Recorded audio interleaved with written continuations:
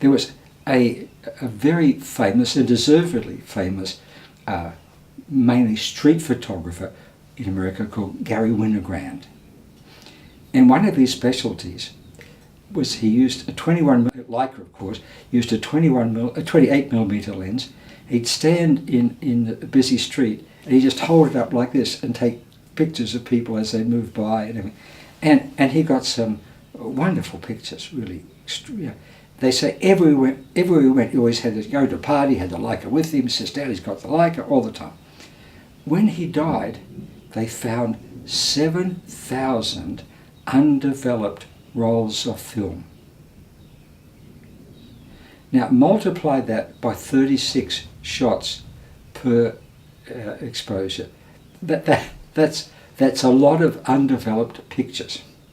Now, and they're gradually now, the Museum of Modern Art is gradually going through them, and some masterpieces are turning up, or what we would consider masterpieces. But was that a waste? See, I don't think so. I mean, how many thousands of pictures have I taken of trees, for example? Yet everyone is different, everyone is special. Now, I don't know, in reality, what was Gary Winogrand's relationship with the subject at the time he pushed the shutter. He's up here, doesn't have much relationship at all, particularly. But that's a bit, what's that? So 40, what's that? Is that 28,000 shots? Whatever it is. So 30,000 relationships that he had. 30,000 relationships. That's what he got out of the photography. Whatever the nature of the relationship was, he got that 30,000, never mind how many that were developed, he got that. So he was happy, as for myself, to an extent, I would be happy. When you take the picture, that increases the strength of the relationship between you and the subject. It's better than just with your eyes. Unfortunately, it shouldn't be, but it tends to be. But what you do after that is for the viewer. But for me, it's the click of the shutter, cementing, enshrining our relationship. You see? So I take these pictures. I took, say, 200 pictures of trees this morning. Yeah, I loved every one. We had a wonderful time. And so if they're not processed, for me, I've got what mattered. I've got the relationship, and I hope the trees as well.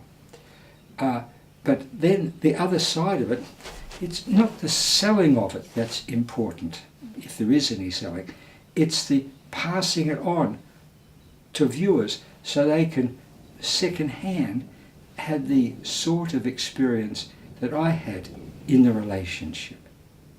So I think not to develop them, or not in his case, or my case, not to print them, would be a disservice for others.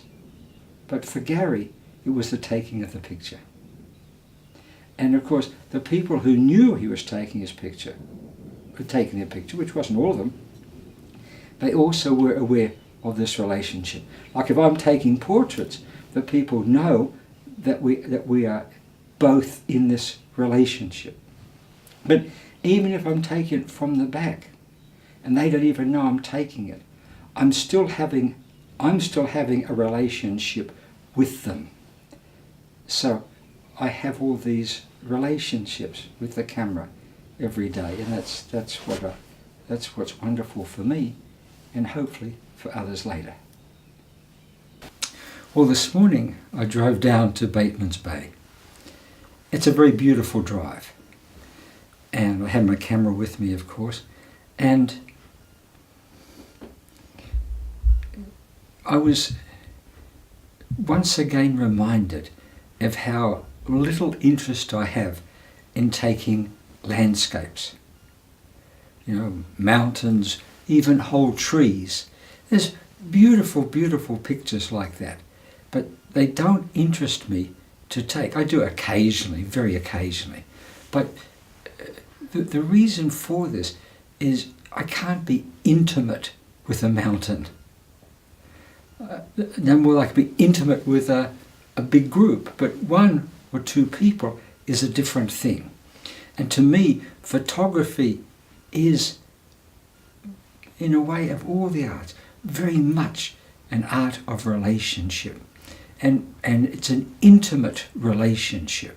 It's very much almost like a one-to-one, me, the camera, and me, and the subject. Very much like that.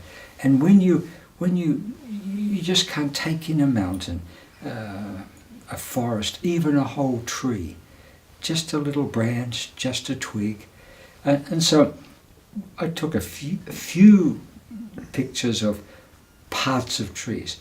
But when we arrived down in Bateman's Bay, which of course is, on the beach, I took maybe a couple of 100 pictures. A little bit of seaweed on a little piece of rock, a little bit of sand there, a few seashells there, very small, very intimate. And nearly all of them, I'm only 2 or 3 feet away from the subject.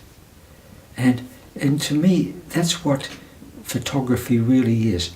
It is the art of relationship, but a very intimate relationship. I had a wonderful experience this morning going for my walk, and I made a sort of more conscious effort than usual. I always, if I'm photographing a bit of a tree or a twig or this, I'm always having that relationship. As I say, photography is the art of relationship. You're having that relationship, and I always, as it were, feel this link, which can be, today was at least about 300 pictures today. Because it's like you have this link. But today I was even more conscious of saying, that branch, that twig has a soul, for want of a better word, and to relating specifically to that. I did take a bird or two, and I took a dog or two. As I was saying, it's knowing it's a soul. That's what I think that the portrait photographers miss. They don't go for the soul. They go for the appearance. You get Churchill with his cigar, and this one and that, but and to a Cartier-Bresson. They're going for that. They're not going deeper inside. Who is really there? Well, who is the Buddha's in there? Whoever you want to call it is in there, and that's what you've got to try and relate to with every photograph, or with everyone that you're working with in life.